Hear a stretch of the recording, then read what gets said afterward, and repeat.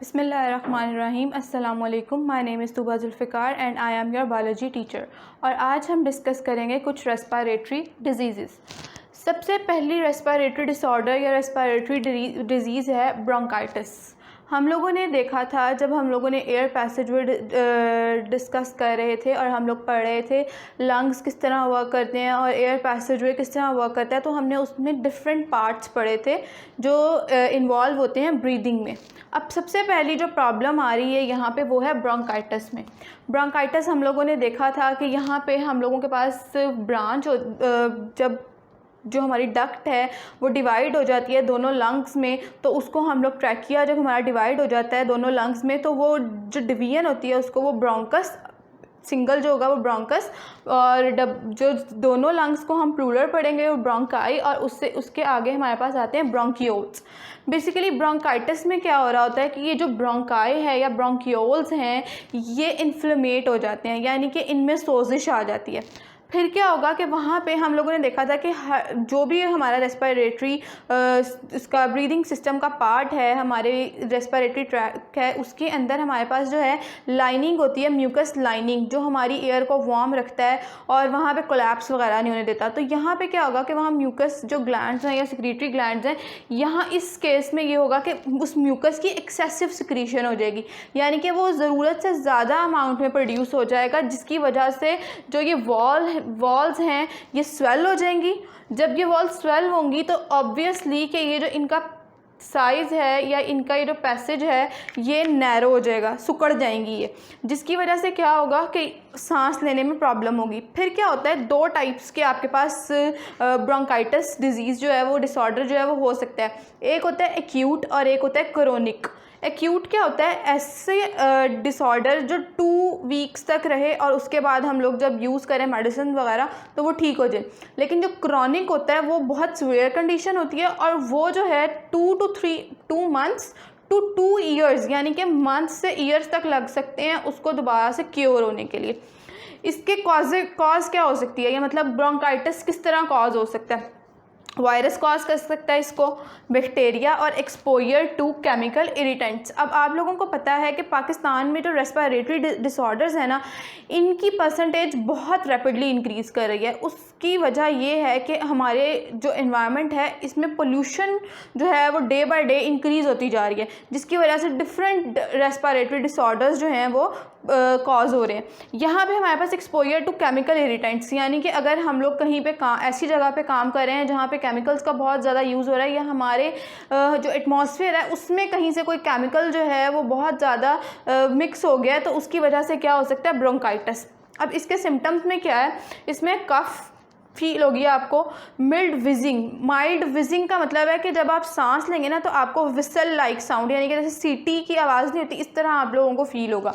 उसके बाद फीवर और चिल्स, बुखार हो जाता है और कपकपाहट। उसके अलावा शॉर्टनेस ऑफ ब्रीदिंग तब होगी, यानी कि आपको सांस लेने में मुश्किल तब आएगी ब्रोंकाइटिस के केस में जब आप कोई हार्ड फिजिकल एक्सरसाइज वगैरह करेंगे या कोई हार्ड जॉब करेंगे। तो उसके बाद हमारे पास आ जाती है डिजीज़ एम्फिसीमा। इसमें क्या है कि डिजीज़ ऑफ एल्वियोलाई है। फिर हमने देखा था कि जब ब्रोंकियोल्स जब आगे और फाइन जाके एंड होते हैं तो वो एंड होते हैं हमारे पास, जो हमारी एल्वियोलर डक्ट है वो एंड होती है पाउचेस पे, और उन पाउचेस को हमने बोला था कि ये एल्वियोलाई होते हैं। अब ये डिजीज़ ऑफ एल्वियोलाई है, एल्वियोलाई में प्रॉब्लम आ जाएगी। क्या प्रॉब्लम आएगी कि ये जो एल्वियोलाई की वॉल्स है ना, ये जो पाउचेस हैं हमारे पास, इनकी वॉल्स ब्रेक डाउन होना शुरू हो जाएंगी। बेसिकली हम लोगों को अगर फंक्शन याद हो तो इसका फंक्शन क्या था एल्वियोलाई का फंक्शन ये था कि इसने सरफेस एरिया प्रोवाइड करना है ताकि गैसियस एक्सचेंज पॉसिबल हो, क्योंकि ये रिच ऑफ कैपिलरीज होती है। हमने देखा था कि यहीं से जो है वो ब्लड जा रहा है दोबारा वापस, ऑक्सीजनेटेड ब्लड हमारे हार्ट तक जा रहा है। तो जब यहाँ पे प्रॉब्लम आ जाएगी तो सरफेस एरिया जो है जिसने प्रॉपर ऑक्सीजनेशन करनी है वो रिड्यूस हो जाएगा, मतलब बॉडी में ब्लड की प्रॉपर ऑक्सीजनेशन नहीं हो पाएगी। फिर क्या होता है कि इसके अंदर जो हमारा एयर पैसेज वे है ना, उसमें भी रेजिस्टेंस आ जाएगी।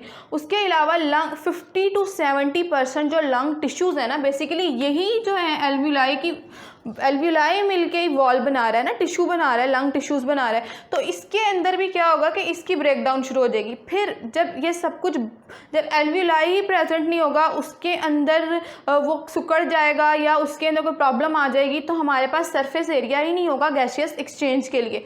तो उसके अलावा इसके अंदर हम लोग कह सकते हैं कि स्मोकर होता कैसे है। बेसिकली जब कोई स्मोकिंग करता है या हम लोग वैसे किसी ऐसे पोल्यूटेंट एरिया में रहते हैं जहाँ स्मोक बहुत ज़्यादा हो, तो वो कॉज करता है कि वो आपकी एल्व्यूलाई की जो वॉल्स हैं उनको इफ़ेक्ट करना शुरू कर देता है। तो smokers chemical weaken the walls, और इसकी वजह से एक कफ प्रोड्यूस होती है जिसको हम कहते हैं स्मोकर्स कफ।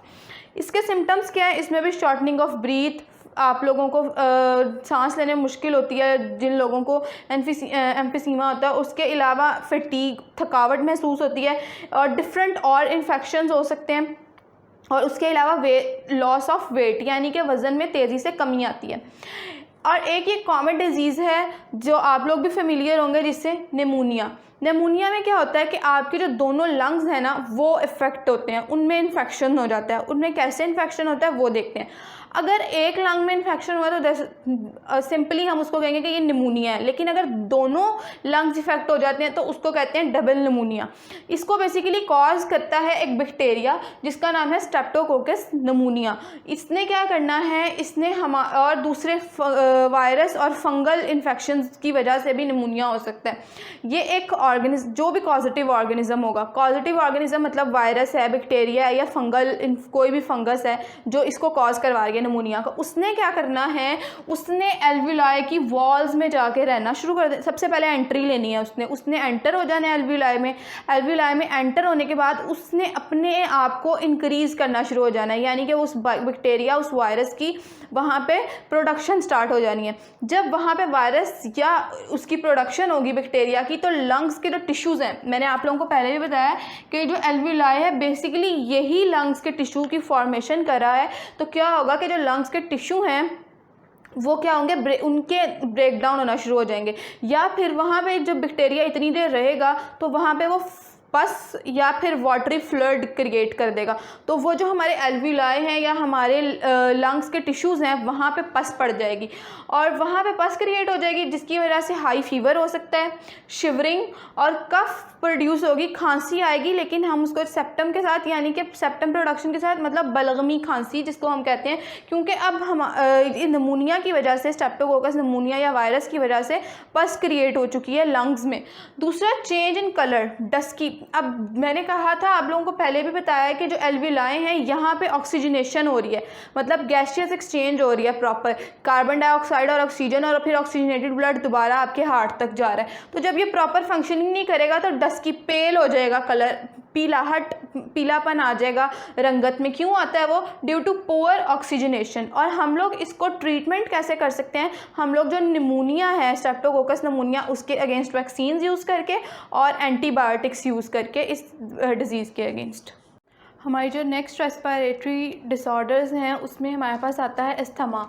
अस्थमा जो है वो एक एलर्जिक डिजीज़ है जो डिफरेंट एलर्जेंस की वजह से कॉज होती है। वो एलर्जेंस क्या हो सकते हैं? पोलन ग्रेन्स हो सकते हैं, प्लांट्स के स्पोर्स हो सकते हैं, कोल्ड मतलब ज़्यादा ठंड हो जाए तो अस्थमा की प्रॉब्लम हो सकती है, स्मोक से, परफ्यूम से और ह्यूमिडिटी से।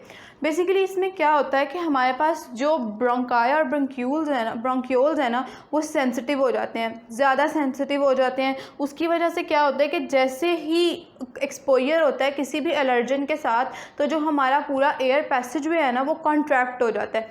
जब वो कॉन्ट्रैक्ट हो जाएगा और प्रॉपरली एयर पास या ऑक्सीजन या कार्बन डाइऑक्साइड जैसे भी ब्रीदिंग प्रोसेस चल रहा है वो नहीं हो पाएगा प्रॉपरली, तो क्या होता है उसकी वजह से घुटन महसूस होती है आपको। उसके अलावा डिफ़िकल्टी होती है ब्रीदिंग में। और दूसरी बात ये कि जैसे ही किसी भी इसके साथ एलर्जन के साथ एक्सपोजर होता है, मतलब हम जो भी एलर्जिक जिसको भी कोई भी पेशेंट है जिसको अस्थमा प्रॉब्लम है, जैसे ही उसको इनमें से कोई भी एलर्जन से एक्सपोजर होगा उसका, तो उसको क्या, उनके अंदर क्या होता है, उनके ब्लड में एक केमिकल रिलीज़ होना शुरू हो जाता है, हिस्टामीन। हिस्टामिन क्या है, ये एक इन्फ्लेमेटरी केमिकल है जिससे क्या होगा कि उससे ब्रोंकाई जो हैं, ब्रोंक्यूल्स जो हैं वो कॉन्ट्रैक्ट हो जाएंगे सिवियरली। कैसे? क्योंकि वो नैरो हो जाते हैं। हमने पहले भी पढ़ा था कि जब इन्फ्लेमेशन होती है तो उनका साइज़ नैरो डाउन हो जाता है और जिसकी वजह से प्रॉपर ब्रीदिंग का प्रोसेस नहीं हो पाता। इसके अंदर हम लोगों के पास जो और एबनॉर्मेलिटीज़ देखी जाती हैं अस्थमा पेशेंट्स में वेरी करती हैं, मतलब पेशेंट टू पेशेंट वेरी करती हैं। कोई भी एक एबनॉर्मेलिटी कॉज हो सकती है, जैसे कॉन्ट्रैक्शन ऑफ ब्रोंकाई, उसके अलावा सिवियर कॉन्ट्रैक्शन ऑफ ब्रोंक्यूल्स, उस नैरोइंग ऑफ एयर पैसेजवे, जो एयर पैसेजवे है वो नैरो डाउन हो जाए और उसके बाद म्यूकस, ज़्यादा से ज़्यादा म्यूकस रिलीज़ होना शुरू हो जाए। और जब म्यूकस रिलीज़ हो जाता है ना एयर पैसेजवेज में किसी भी पार्ट में, तो उसकी वजह से एयर को पास आउट होने में बहुत प्रॉब्लम होती है। ये तो हो गया अस्थमा। और इसके अलावा इसमें हम लोग देखते हैं, इसको हम लोग आप लोगों ने देखा होगा कि उन्होंने पंप्स बनाए होते हैं, उसके अंदर ऐसा केमिकल फिल किया होता है इन्हेलर्स के अंदर के उस जल्द से जल्द जो हमारे एलर्जेंस हैं उनको ओवरकम करके ब्रीदिंग प्रोसेस को ठीक किया जा सकता है। उसके बाद हमारे पास आता है लंग कैंसर। लंग कैंसर जो है ये बहुत ही सिवियर रेस्पिरेटरी डिसऑर्डर है और इसके बहुत सारे कॉजेज़ हो सकते हैं। सबसे पहले क्या होता है, आप लोगों ने नॉर्मली अगर हम कैंसर की बात करें तो कैंसर में क्या होता है कि हमारे पास अनकंट्रोल्ड, मतलब खुद ब खुद रैपिडली सेल्स या टिश्यूज़ उनकी ग्रोथ स्टार्ट हो जाती है। जब अनकंट्रोल्ड ग्रोथ होगी लंग्स की, लंग टिश्यूज़ की, तो उससे क्या होगा कि वहाँ पे ट्यूमर्स बढ़ना शुरू हो जाएंगे, ट्यूमर फॉर्मेशन होगी। ना सिर्फ लंग टिश्यूज़ इफ़ेक्ट होते हैं, उनकी अनकंट्रोल्ड ग्रोथ होती है, बल्कि लंग्स के करीब जो भी टिश्यूज़ प्रेजेंट होंगे उनके ऊपर भी इसका इफ़ेक्ट होगा। अब क्या हो सकता है, इसके कॉजेज़ क्या हो सकते हैं? एक तो हो सकता है पोल्यूशन, दूसरा हो सकता है आयोनाइजेशन रेडिएशन, फिर हो सकता है वायरल इन्फेक्शन। लेकिन 90% जो कॉज है लंग कैंसर का वो है स्मोकिंग। 90% ये एक मेन कॉज है लंग्स कैंसर का। क्यों है? क्योंकि सिगरेट्स के सिगरेट्स जो हैं उनके अंदर 50 नॉन कार्सिनोजेंस प्रेजेंट होते हैं। कार्सिनोजेंस क्या है? ऐसे केमिकल्स दैट कॉज कैंसर, जो कैंसर की वजह बनते हैं, ऐसे 50 नॉन कार्सिनोजेंस प्रेजेंट होते हैं। इसकी वजह से 90% चांसेस होते हैं कि जो स्मोकर्स हैं उनके अंदर लंग्स कैंसर के चांसेस ज़्यादा होते हैं as compare to non smokers. फिर हमारे पास आ जाए पैसिव स्मोकिंग। अब ज़रूरी नहीं है कि आप खुद स्मोकिंग कर रहे हैं तो आपको लंग कैंसर होगा। अक्सर ऐसा होता है कि हम कुछ ऐसे लोगों के साथ रहते हैं जो खुद स्मोकिंग करते हैं। अब उनकी जो सिगरेट्स का स्मोक होता है वो हम लोग भी इनहेल कर रहे होते हैं, उसकी वजह से क्या होता है कि हमारे अंदर भी चांसेस डेवलप हो सकते हैं लंग्स कैंसर के। उसके अलावा इसके जो सिम्टम्स हैं वो हैं शॉर्टनेस ऑफ ब्रीथ, यानी कि सांस लेने में मुश्किल होगी, लॉस ऑफ वेट और मेमोरी प्रॉब्लम्स, यानी कि इंसान अपने कुछ वर्ड्स हैं उनको सही से मेमोराइज़ नहीं कर पाता, या उसकी कोई मेमोरी है उसको भूल जाता है, याददाश्त कमज़ोर हो जाती है। और दूसरा लॉजिक और रीजनिंग की जो एबिलिटी है ना, इंसान किसी को कोई बात समझाए या उसकी बात में कोई वज़न हो वो ख़त्म हो जाता है। ये सब कुछ किसके सिम्टम्स में आ रहा है? लंग्स कैंसर के। अब हम देखेंगे कि स्मोकिंग के और क्या बैड इफ़ेक्ट्स हो सकते हैं बिसाइड लंग्स कैंसर। इसके अलावा बहुत सारे और कैंसर्स हैं जो स्मोकिंग की वजह से कॉज हो सकते हैं, जैसे किडनी का कैंसर है, ओरल कैंसर है, लैरिंक्स कैंसर है, ब्रेस्ट कैंसर है, यूरिनरी ब्लैडर में कैंसर और पेनक्रियास कैंसर। ये सब कुछ किसकी वजह से हो रहा है? स्मोकिंग की वजह से। उसके अलावा damage to air passageways. Air passageways means कि आपके किसी भी एयर पैसेजवेज जो एयर पैसेजवे है उसके कोई भी पार्ट जो है वो इफ़ेक्ट हो सकता है due to the smoke of cigarettes. Effect on circulatory system. Circulatory system में कैसे इफ़ेक्ट कर रहे हैं? जब कोई भी एयर पैसेजवे इफ़ेक्ट हो सकता है और प्रॉपर गैसियस एक्सचेंज नहीं हो रहा तो हमारे पास ऑक्सीजनेशन, जो ऑक्सीजनेटेड ब्लड है उसमें कमी आएगी। दूसरा हीमोग्लोबिन, जो ऑक्सीजन कैरिंग मॉलिक्यूल है हमारी बॉडी के अंदर, वो रिड्यूस हो जाएगा due to carbon monoxide present in the smoke of cigarettes. उसके अलावा हमारे पास क्या होगा कि platelets are important for us, लेकिन अगर प्लेटलेट्स की ओवर प्रोडक्शन शुरू हो जाए तो हमारा जो ब्लड है वो बहुत ज़्यादा गाढ़ा हो जाएगा, विस्कस हो जाएगा। उससे क्या डिजीज़ कॉज हो सकती है? आर्ट्रियोक्लेरोसिस। आर्ट्रियोक्लेरोसिस क्या है कि जो हमारी आर्टरीज़ हैं उनमें ब्लॉकेज आ जाएगी। 4th नंबर में हमारे पास आता है greater risk of developing infections. अब जो लोग स्मोकिंग करते हैं उनके अंदर किसी भी इन्फेक्शन को डेवलप होने का रिस्क 3 to 4 टाइम्स ज़्यादा होता है as compare to non smokers. जैसे अगर ट्यूबरक्लोसिस की बात करें हम लोग, तो उनके अंदर रिस्क ज़्यादा होगा, नॉन स्मोकर्स के अंदर रिस्क ज़्यादा होगा इस इन्फेक्शन को डेवलप होने का as compare to non smokers. और उसके अलावा और लंग्स इन्फेक्शंस जो हमने पीछे पढ़े हैं, उनमें से भी जो डिज़ीज़ है वो स्मोकर्स में उसका रिस्क ज़्यादा है डेवलपमेंट का as compare to non smoker.